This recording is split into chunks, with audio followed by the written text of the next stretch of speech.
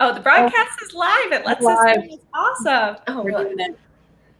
So, hi, everyone. We're so excited to not see you, but be with you and talk a little bit about the magical chocolate frog cards that we have to share with you today. So, a little bit about us. My name is Tori. I'm a magical historian from Denver. I'm a proud Hufflepuff and super excited to share with you tonight. Hi, everyone. I'm Jessica. I use she, her pronouns. I am also a Hufflepuff. I'm from New York, and I work on the campaigns team at HBA. Hi, I'm Megan. Pronouns she, her, Slytherin from Ontario, Canada. And I co-manage the Friends of Operating Library Book Club. Oh, I should have said my thing too. I'm a chapters liaison for the HPA. And we almost had a fully Hufflepuff broadcast today. We were so close, but we are so glad to welcome Megan into the Puff party today. I identify as like a Slitherpuff, so yes. I feel like, yeah. That is how I identify my dog, so. Amazing. He might make an appearance tonight. We'll see. Anyways, let's get started. Before we begin sharing information about these lovely people, we want to give you a content and trigger warning. So we have a little bit of information on the slide. Take a look. Make sure you're feeling okay before we get started. Okay, 1 second. I'm just going to get this all. We see hellos from Carrie and Nina. Hi. Okay. Are we good here? We'll ask the people viewing, can you see the presentation? We want to make sure you can see it before we start.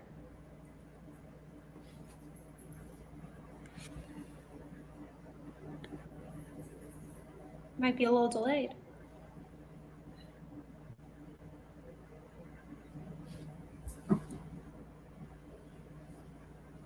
Oh no. Carrie says no. No, we can't see it. Okay. Let's do this. Oh, I see. I see what's happening here. Okay.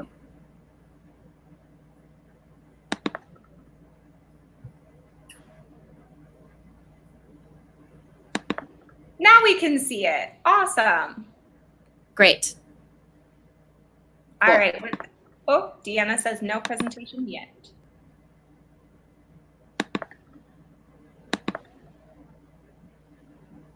Yes, those marbles, we don't have Luna's key or charm necklace to ward them off today, unfortunately.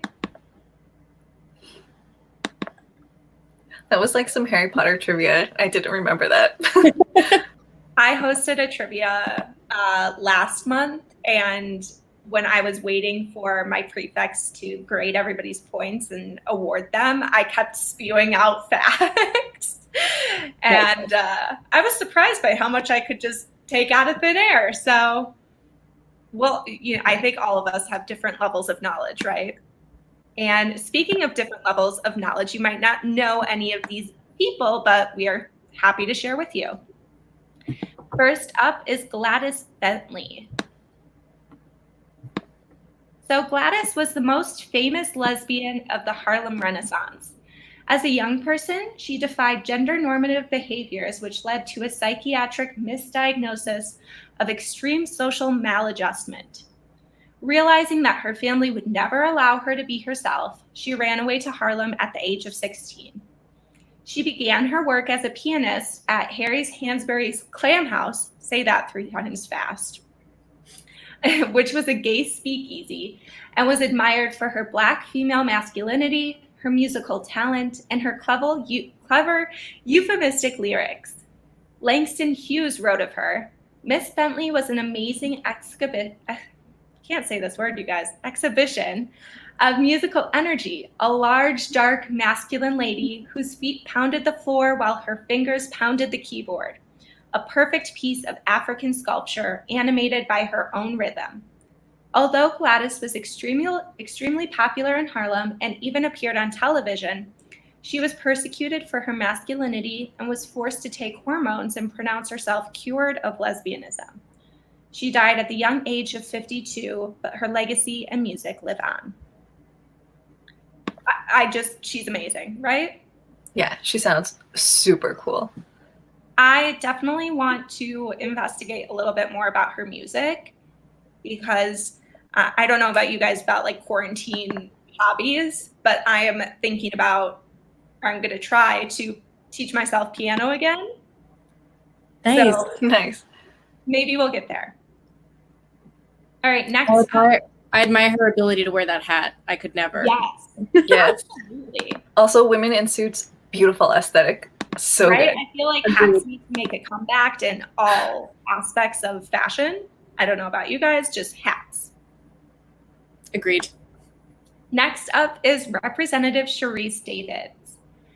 She was raised by her 20-year Army veteran single mother, and she became one of the first 2 Native American women to serve in Congress when she was sworn into the 116th Congress. She represents Kansas, where she attended Johnson County Community College before heading back to the University of Missouri, Kansas City, and then she earned her law degree from Cornell Law School while working. She did all of that while working, so she's just like multitasking, brilliance there. Representative Davids is the first openly LGBTQ Native American and first openly gay representative from Kansas. She is the vice chair of the Subcommittee on Aviation and participates in several subcommittees, including, you guys ready for this list? Highways and Transit, Economic Development, Public Buildings, Emergency Management, Economic Growth, Tax and Capital Access, and Innovation and Workforce Development. So a lot. I think she's got a lot on her hands.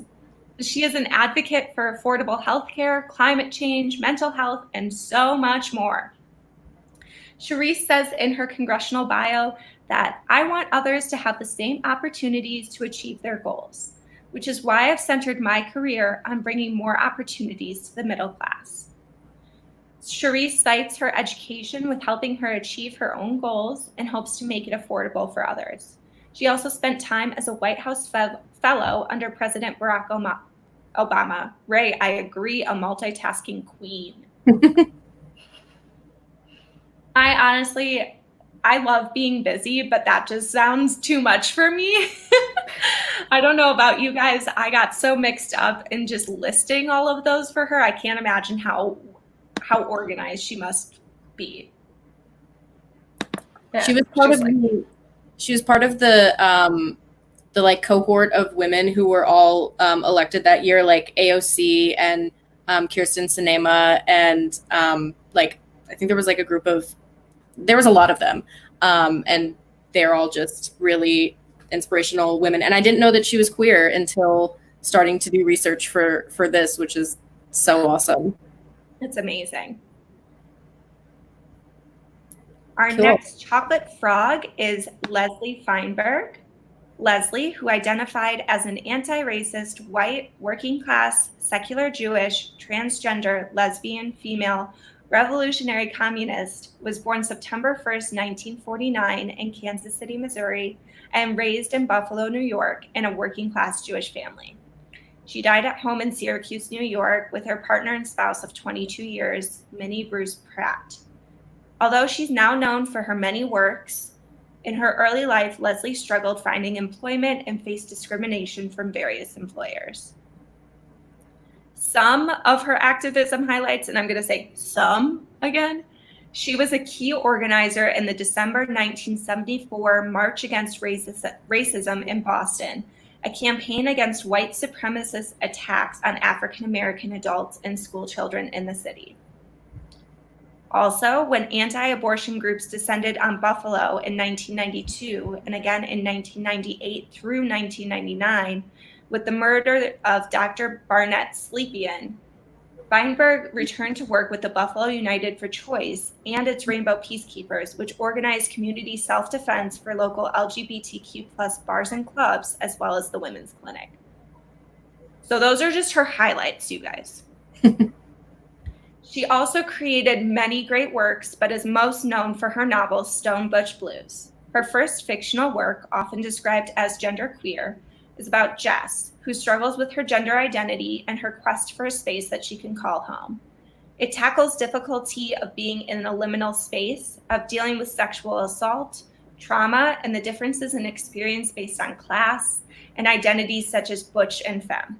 The work also challenges the idea that there must be gendered roles in romantic relationships.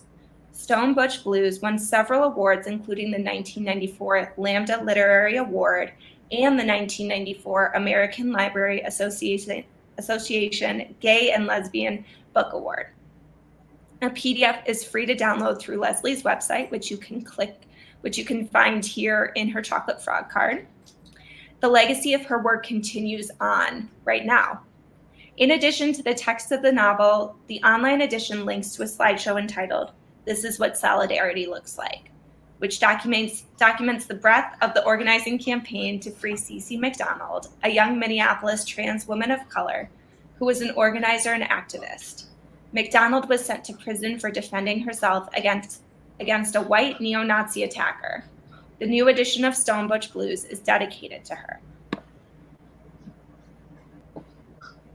Also, if you take a look in the chat, you can visit the link to her site, and highly recommend that book. I read it in an LGBTQ literature class in college, and it's a lot. It is very heavy, but it's very, very powerful. She was incredible. I'll definitely be adding it to my list of books to be reading this year. There's so many amazing authors I'm excited to explore. So now I just have one more. Yeah, it sounds really great. Also, a lot of her stuff sounds like really awesomely intersectional, which is amazing.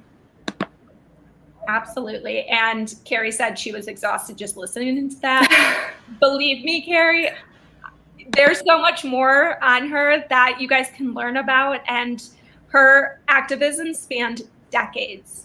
So she was truly amazing. Yeah, it was difficult, like whittling down all the stuff that she had done. We were like, what do we talk about? We won't be able to fit all of her amazing accomplishments on a chocolate frog, but like we'll have a caveat on there. Just be like, go read more about her, because exactly. I was thinking maybe it's like 3 or 4 different cards. It's like you can't read. Her portrait won't show up unless you have all 4. Yeah, Leslie Feinberg. Ooh, that's great. Like part 1, your friend has part 3. You have to figure out the rest. You gotta catch them all. They're like Pokemon. Truly, I love that. Yeah, that's great. Okay, so I will be continuing with my selection. So we're starting with Miss Major Griffin-Gracy. Pronouns are she, her. She is a formerly incarcerated Black transgender elder and activist who has been fighting for the rights of trans women of color for over 40 years. She was present the night of the Stonewall Uprising and is a survivor of Attica Correctional Facility. She's a founding leader of the Transgender Gender Variant Intersex Justice Project, which is an organization dedicated to supporting and advocating for the rights of trans people held in prison, jail, and detention centers. She currently runs House of Gigi, that's House of Griffin-Gracy, a nonprofit that organizes retreats in different cities to empower local transgender people. Miss Major suffered a stroke last year, but she's all right, and she's still active today. Yeah, I saw, I think it was like last week, or maybe over this weekend, I saw on her Instagram a photo of her at a protest, and I don't know who it was who took the photo, but it was like a screenshot of her Facebook page, and it was like, she made me we got to the protest 2 hours early, but we're waiting it out, and it was her with her mask and her sign, and she's unbelievable. But I love hearing about folks who were literally at Stonewall who are still, I mean, it's a little upsetting that they still have to do these types of protests, but the fact that they still are, out there on the front lines is just incredibly inspiring. I love her. She's great. Yeah, And- it's amazing that they like are still going. Like they haven't lost like lost heart. They're still at it. Yeah. And I think what's also amazing about seeing these amazing people fighting for justice for so long at these protests is I've seen so many young children at the protests I've gone to, obviously being there safely with their parents, but really starting that fire of activism young and showing their children, the next generation, what it means to fight for what is right. So it's just amazing. For sure. So our next submission is Marsha P. Johnson. The P, when anyone asked her what it stood for, Marsha always said, "Pay it no mind." So Marsha's pronouns are she, her. She was a popular Black drag queen and outspoken gay liberation AIDS activist in Greenwich Village in the 60s and 70s. She is rumored to have initiated the Stonewall riots by throwing a shot glass at a mirror in a bar and saying, "I've got my civil rights." That's probably more legend than truth, but there is no doubt that Marsha played an essential part in the uprising. She and her best friend, Sylvia Rivera, made sure that no one forgot the movement by founding the Gay Liberation Front and STAR, the latter of which sought to end homelessness amongst queer youth in Manhattan.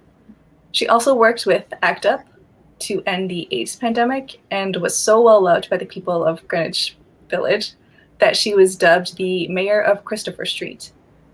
Despite Marsha's fame, she shot for Andy Warhol and often performed on stage. She made most of her money through sex work and often lived on the streets. So she knew firsthand how queer people of color in particular were suffering. Marsha lived with mental illness and unfortunately died at the young age of 46. The authorities were quick to rule her death a suicide, as she was found floating in the Hudson River, but many people believe that her death was, like the deaths of so many Black trans women in America, a murder. But you can find out more about Marsha P. Johnson from the Netflix documentary entitled The Death and Life of Marsha P. Johnson. Again, just something else to add to my list. Yeah. Nina says Marsha Queen, and Nina's right. Especially that photo of her. Absolutely. Yes, amazing. My favorite bit is the fact that the P in her name stands for "Pay It No Mind." That's just brilliant. Mm-hmm. It's so great. It's great. It's very witty. Yes. I feel like she would have been like hilarious to talk to. Okay, so next nominee is okay, so I would pronounce his name El-Farouk Khaki, but if I'm mispronouncing anything, please let me know. His pronouns are he, him, and he is a Canadian lawyer specializing in refugee and immigration law. His law practice represents people fleeing persecution based upon sexuality, gender identity, political affiliation, and HIV status. He founded Salam, which is a support group for gay Muslims, and founded the Toronto Unity Mosque, which is Toronto's first LGBTQ plus friendly mosque, which was for LGBTQ plus Muslims to attend prayers without having to hide their sexual orientation or gender identity for fear of discrimination. And he co-founded the Muslim AIDS Project. Megan, remember a year ago this time of year when we were both in Toronto for Pride? Yes. I remember I made you wait, I think like a full hour because I could not get to you. Like during the Pride March, they barricade off like certain parts of the street. So I was like, Jessica, wait, I'm heading there. And I'm like, no, there's a block. I have to walk around. And I think I got lost a couple of times. It was really great being able to visit a different country in a different city to celebrate Pride. And I'm curious if anybody from any of the organizations that El-Farouk started were at Pride, because there were so many different like organizations like marching. I remember the parade started with this group of Indigenous people, which was great and really, really exciting. And got excited when I saw that you would be presenting someone from Canada, because we had that little, we had that moment of pride. Yeah, it's actually really cool. Especially because like I feel like, well, I mean, not really, but like it just kind of doesn't have like the same kind of media attention as like other countries and stuff. So it's cool to have other people highlighted, and especially someone from a different background. Yeah, like one of my favorite things too in Pride parades is when there's different like faiths that are like included in like marching. I think that's like awesome. Okay, so speaking of notable Canadians, our next chocolate frog figure is Rabbi Elliot Kukla, pronouns he, him. So he is currently a rabbi in the Bay Area Jewish Healing Center in San Francisco. He is best known for being the first openly transgender ordained rabbi and for providing spiritual care to those struggling with illness, grieving, or dying. Elliot was ordained by Hebrew Union College in Los Angeles in 2006. He trained in chaplaincy at the University of California in San Francisco Medical Center, specializing in mental health at Langley Porter Psychiatric Institute in 2007. Before moving to San Francisco, he served congregations in his hometown, Toronto, Canada, as well as West Hollywood, California, and Lubbock, Texas.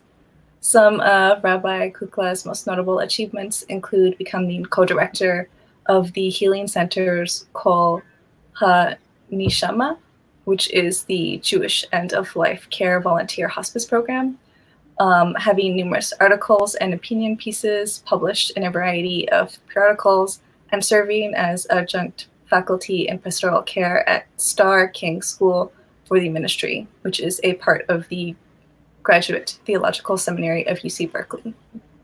In 2010, Rabbi Kukla was one of 2 guest editors of a special issue of Zeke, which is a journal of Jewish thought and culture called The Spirituality of Healing.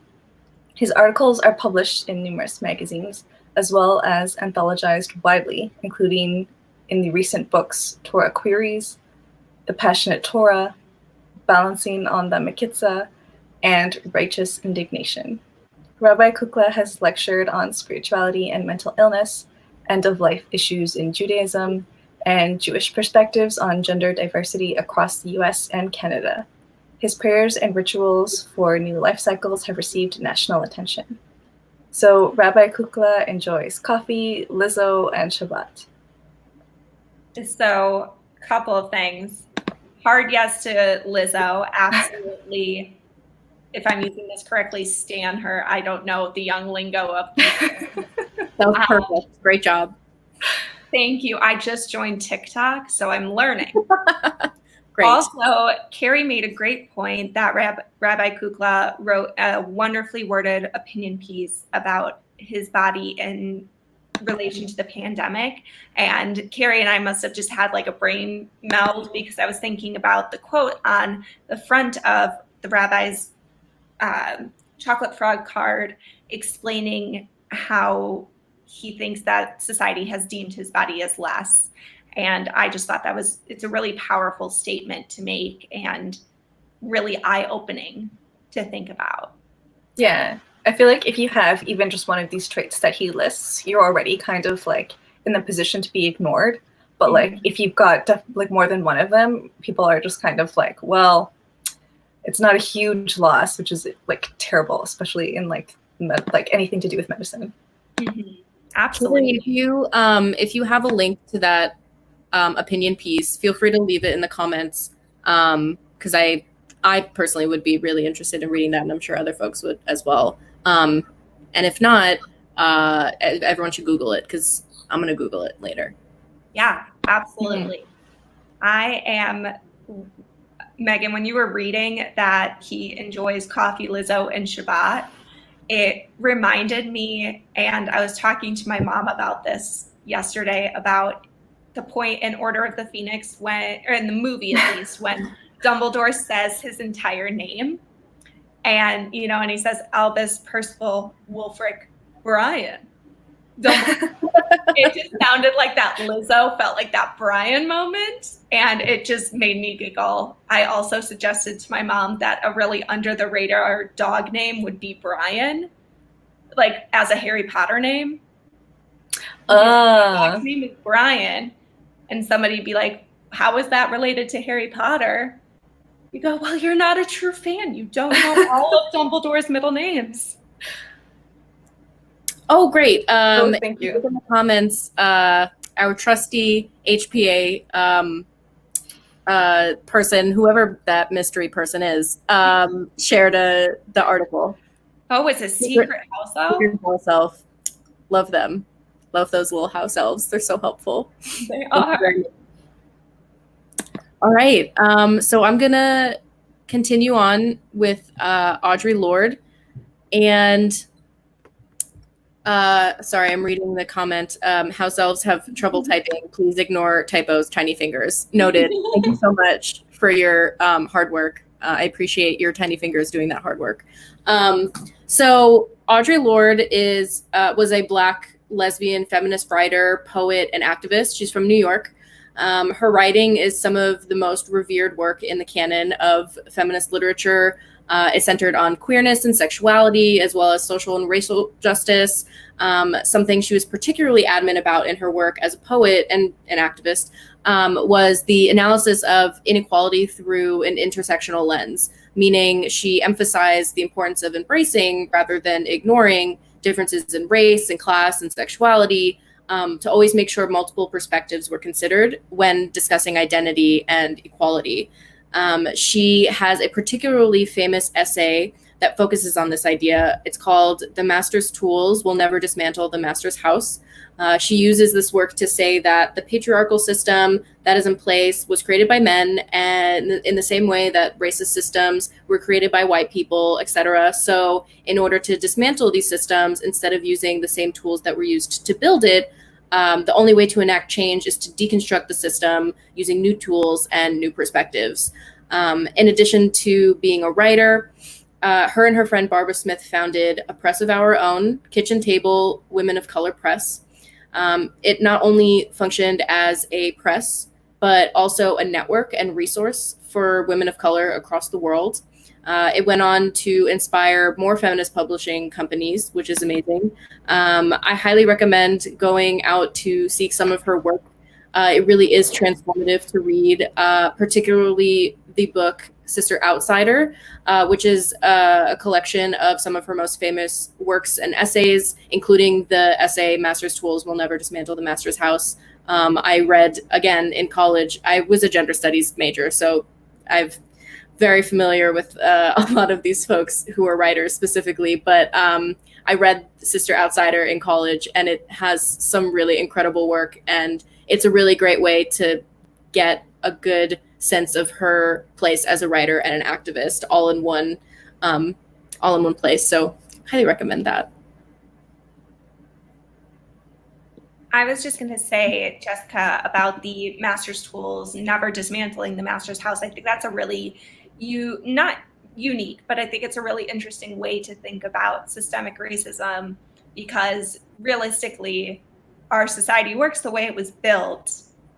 And what we need to do is build a new society and dismantle the old one. But, this is a much larger conversation of which I am no expert, but I think it's, really interesting to think about using tools, especially our privilege, to dismantle that. So was there anything super relevant in Sister Outsider, like to today, that you could think of?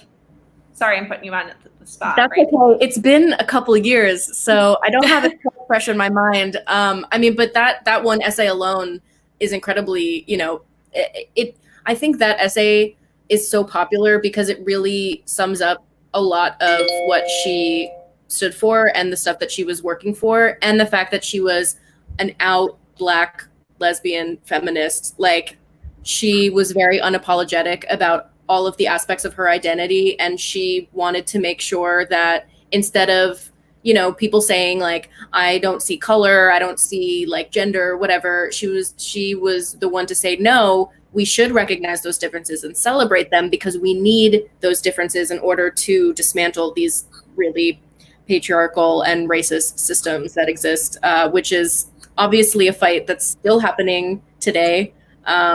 So, I mean, I think we see that with a lot of these figures in history, that a lot of the stuff that they were fighting for, especially these queer people, they're, a lot of the same things that we're fighting for today, which is, again, a bit of a bummer, but also very inspiring that that we have such rich history to get inspiration from and to continue on, to continue making change. So very, very much recommend her work. I'm not a huge poetry person. I get very intimidated by poetry, but hers is very digestible for someone who might be new to poetry. So if that's something that you're interested in, definitely don't be deterred by being a little worried about being a poetry expert. No need to worry.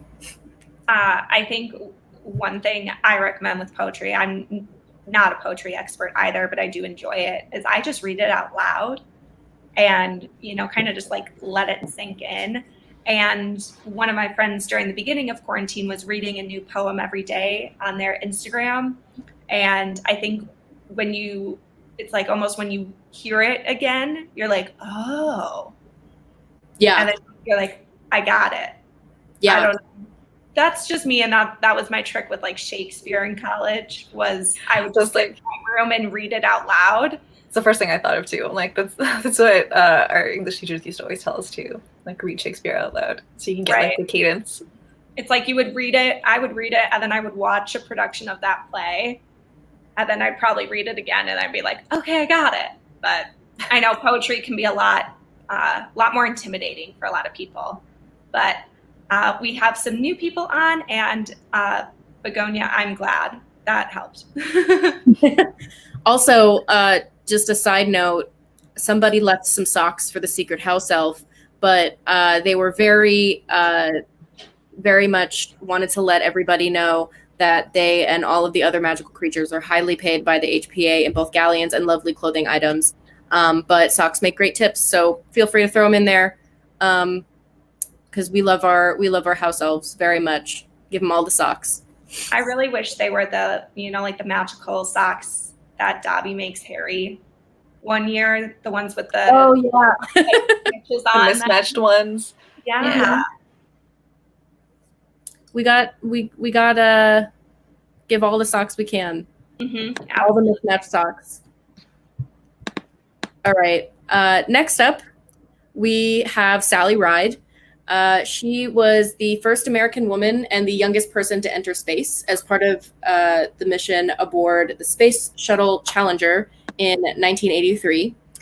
She wasn't out at the time, but her sister has since revealed that she was also presumably the first known LGBTQ plus person in space. So gays in space, love that. She graduated from Stanford with a PhD in physics in 1978. And in January of the same year, she was selected as one of 35 people as part of NASA's Group 8, the first section of astronauts since the Apollo program. She took part in 2 space missions, one of which involved deploying satellites.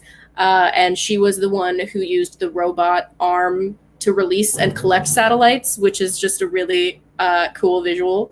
In her post-NASA life, she worked as a professor of physics at the University of California in San Diego. She created and led several science and space programs for children, including Sally Ride Science, a company she started with her partner, Tam. She also co-wrote several children's books with the intention of creating an interest in science, especially space.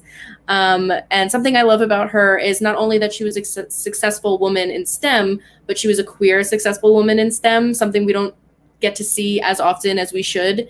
And her accomplishments have been such an inspiration for any young women or queer person who might want to go to space one day. I personally would be terrified to go to space, but I think having more queer people in space sounds really rad. So definitely take a note from Sally and go for it, because we need more gay astronauts doing space things. What's going on up there? No idea, but we need for people to figure it out. You know, the only thing I know about space is no gravity. And, you know, I saw this video explaining what happens when astronauts return to Earth and how they have to reacclimate. And it was very funny because one thing that they did show was if I was an astronaut who had just come home and I'm, you know, take my pen and I'm writing some notes and the astronaut just dropped it, and you could probably hear that clatter on my desk. But what the astronaut did is started reaching up in the air like it was still going to be there, and forgot gravity. It was going to just drop it to the ground. Mm-hmm. So it was quite hilarious to just think about how many times when they reacclimate, like, are they dropping glasses all over the floor because they take a sip of water and just drop it? You know, I was like, I'm a clumsy person, so I can't imagine being an astronaut and being clumsy and then coming back to Earth. It would not be a good combination. What's probably good is the fact that, like, I don't know, you know that stereotype about gay people not sitting properly in chairs? People don't have to worry about that in space. They're just floating, so don't have to worry about sitting properly in a chair. Jessica, there was no need to call me out right now. I mean, we're all in safe space, Megan. It's like literally I have like my knees up. I've never sat properly in a chair if I didn't have to. I don't understand why anyone would sit comfortably or like normally in a chair, because normally it's not comfortable. Like, just let it go.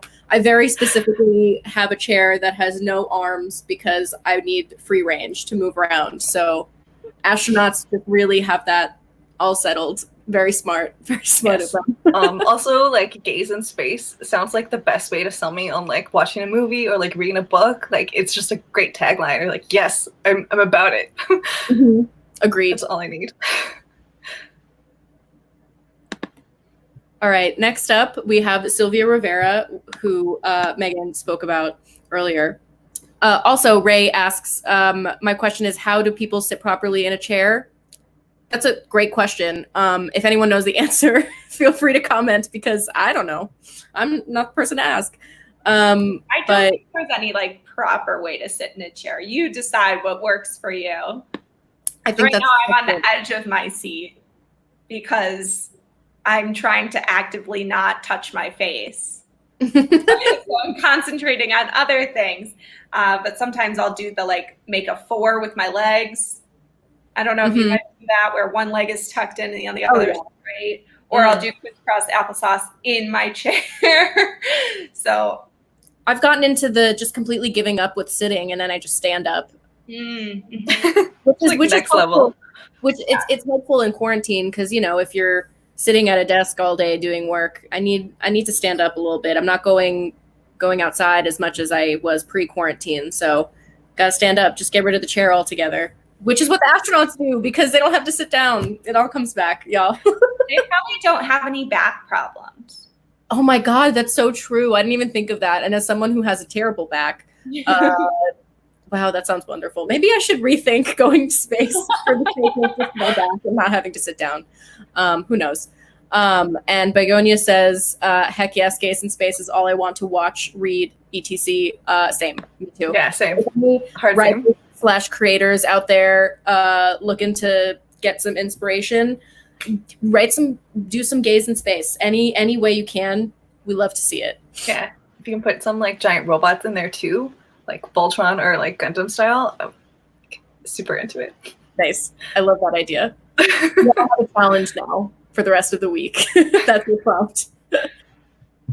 All right.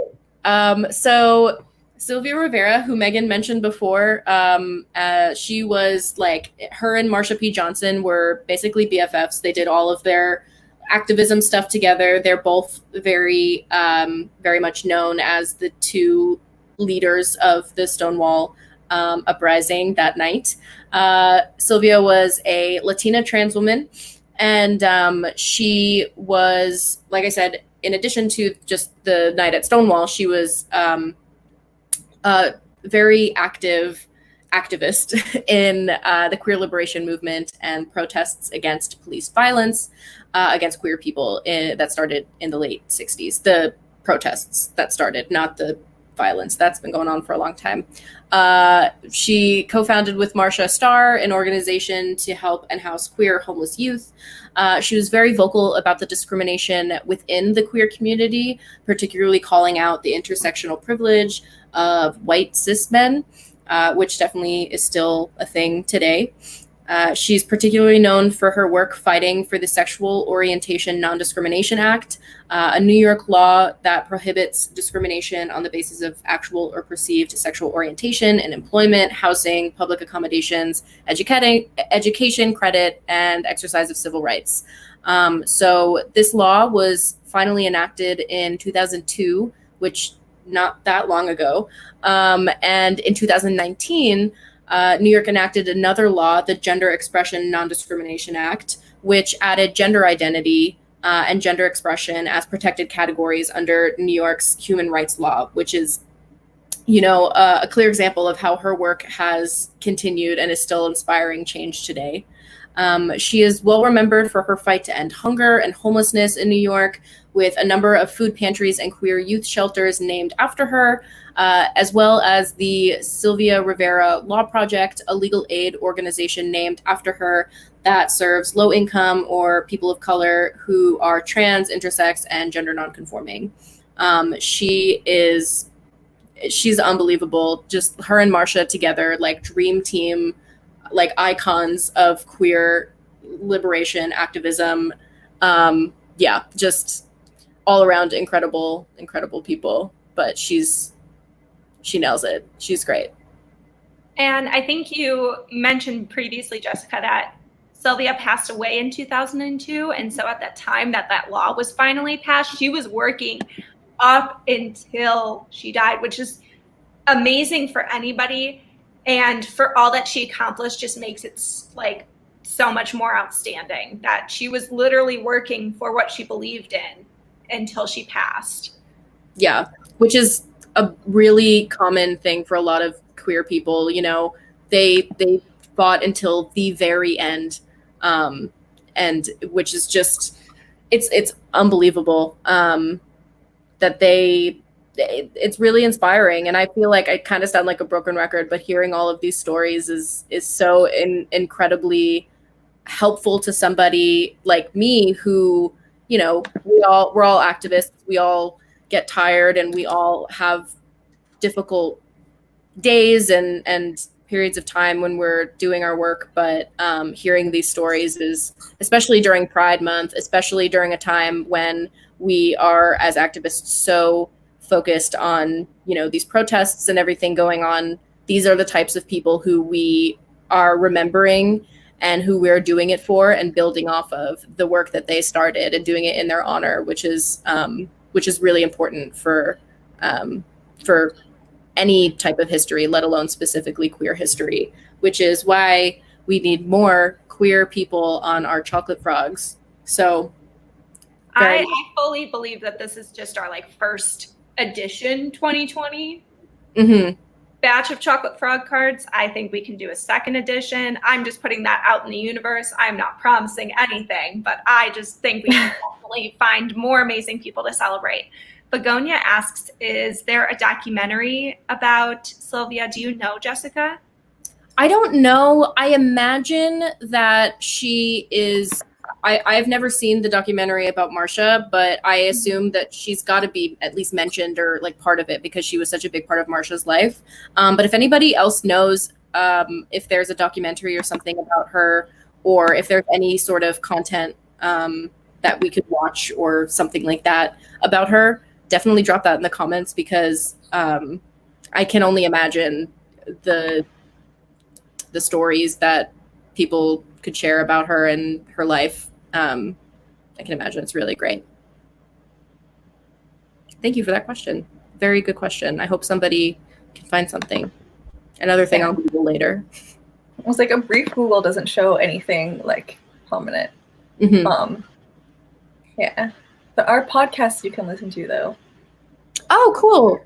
Oh yeah, I'm sure. I know Making Gay History is a really popular podcast about people that like, I think they do like one episode per person and they kind of just give you a big thing about. Yeah. I'm like literally on their site right now. Like I'm looking at it. I was just going to say, yeah. It's a very popular like queer podcast, so it makes sense. Megan, would you mind dropping that in, or maybe our secret house elf can help us and drop it in the comments for everybody to take a look at and see if it's something they want to listen to. Yeah. So it's making gay history. Should be the first episode. Cool. Love that. I love that podcast. It's really great. We will, you know, what we should do is we should consult that podcast to get more people for the next batch of Chocolate Pods. Secret house elf, write that idea down, please. Oh. Thank you. All right. So last up on our list, we have Bayard Rustin. And Bayard Rustin was a civil rights organizer and activist, best known for his work as an advisor to Martin Luther King Jr. in the 1950s and 60s. Before working with Dr. King during World War II, Bayard Rustin worked for African-American labor leader A. Philip Randolph, fighting against racial discrimination in war-related hiring. And this is where he learned a lot about his leadership style and his place in activism. He was, in his journeys as an activist, he was arrested multiple times, at one point for taking part in protests against the segregated public transit, as well as going to jail on a morals charge for publicly engaging in homosexual activity. I don't know the particulars about that, but back then, who knows, he could have just been existing as a gay person and that could have been enough.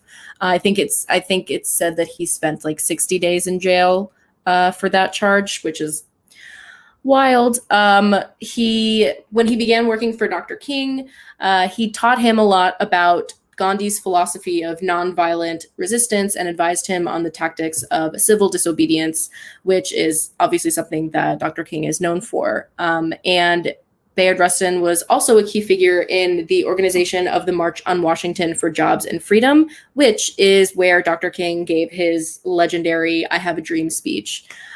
He, over the course of his life, was involved in activism for so many causes, the labor movement and civil rights, obviously, anti-school segregation movements. Plus, he also worked to bring the AIDS crisis to the attention of the NAACP. And he was really a true example of somebody whose activism was intersectional. You know, he really brought all of these different identities and issues together and proved how they overlapped and all needed to work together to make some lasting change. And I think it's interesting. What I think is most interesting about him is, you know, we know so much about Dr. King, rightly so, because he was an incredible leader. But we don't know as much about Bayard Rustin, which is really unfortunate because he was right beside him and worked as an advisor with him for so many years. And I encourage everybody to learn more about him and share with your peers and remind folks, you know, queer people have been working alongside some of our most famous leaders for a very long time, and their contributions are just as important. And he's a prime example of that. So it's another instance where people didn't even know. I mean, this happens a lot with people of color and, you know, women, queer people. A lot of them are erased from our history, even though they're doing just as much work.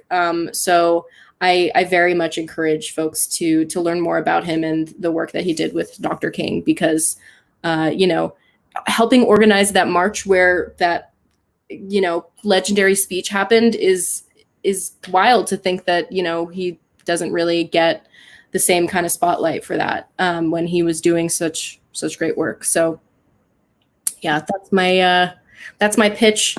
Those are my pitches on all of them. But yeah, some good stuff, y'all.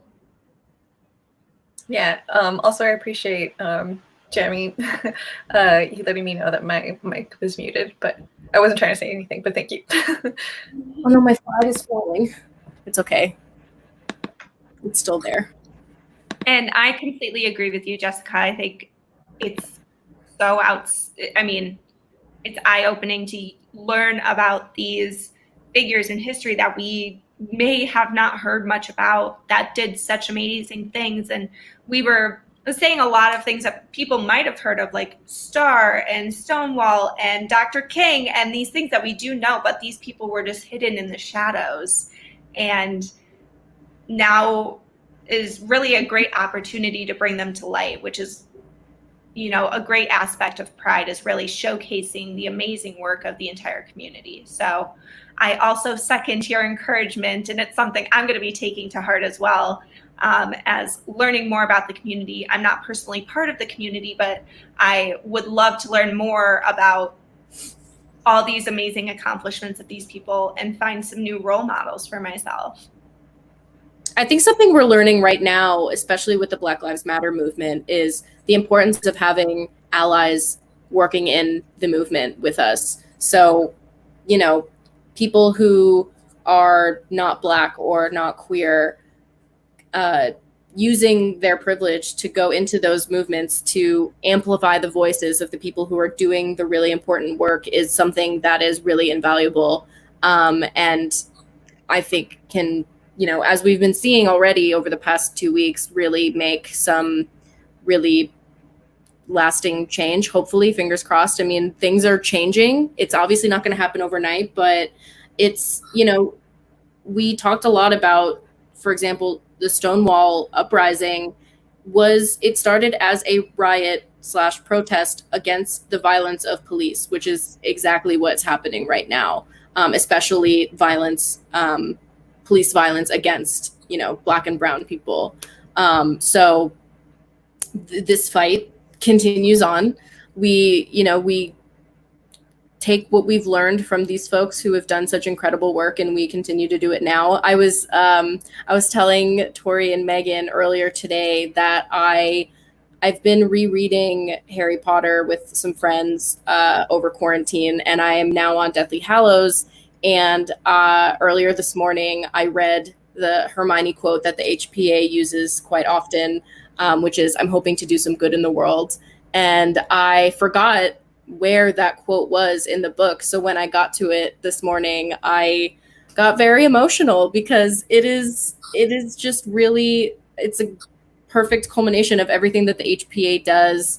And I feel very lucky to be part of this, cohort of wizard activists who are doing really great work and inspire me every day and take care of each other and, keep the fight going. So thanks HPA. That was so well put, Jessica. I could talk about the HPA and how much I love it for hours, so don't let me go on for too long. I absolutely can too. That subjects I can talk about for hours are not limited to Harry Potter, my dog, and another organization I work with and volunteer with. I won't do a plug here because that's not what we're here for. But I could talk about those all day, every day, and would not get bored. Yeah. So, also for the HPA is very well deserved. So thank you for putting it into words, Jessica. Our house elf says to stay tuned. Full-length commercial about the HPA. I will sign up for that any day. Don't tempt me because I will too. I mean, if you look at any of our Project for Awesome videos, they're all just really great commercials for the HPA. And they're all delightful people just doing it out of the goodness of their hearts. So thank you all for sending your little hearts for the HPA. They go right back at you. You're all part of it. You're the ones who make the HPA what it is. And magical. It's really magical. It's really, truly magical. Magic is real, y'all, and it exists in the HPA. And we have, for the rest of this week, we have some more Pride-related things that we can all do together and celebrate a little bit during this difficult time. I know that it's been a bright spots of my day doing HPA stuff. So I hope that y'all can join us for some more and keep doing good stuff, doing some good in the world, all that good stuff. And just as a closer before we head off today, 'cause we want you to enjoy the rest of your night, but our magical house elf reminds us that if you are able and willing to at this time donate to the HPA, we so appreciate every contribution that is made. If you have some extra socks lying around your house ready to donate to our house elves, we will gladly take your help. Every single donation gets us closer to creating a magical, truly magical world for everybody and sharing the magic with everybody we know. So thank you so much for joining us tonight. Anything else we want to share? I think a great ending to this live stream would be a special guest from. Okay, I'll go grab him.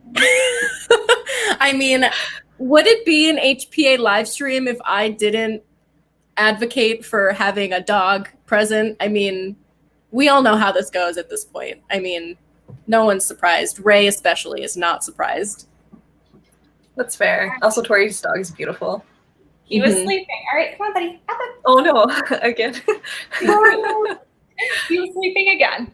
That's what he does a lot. So good for him. Everybody thinks it's Leo, so he's famous now, buddy. Yeah. Just needed that extra little smile. He for sends the end everybody a virtual hug. Everybody gets a collective hug from Leo and all the love in the world. So thank you very much for indulging me and sharing that with everybody. All right, everybody, have a great rest of your night. Thanks for joining so much. us. Bye, everyone. Bye. Bye.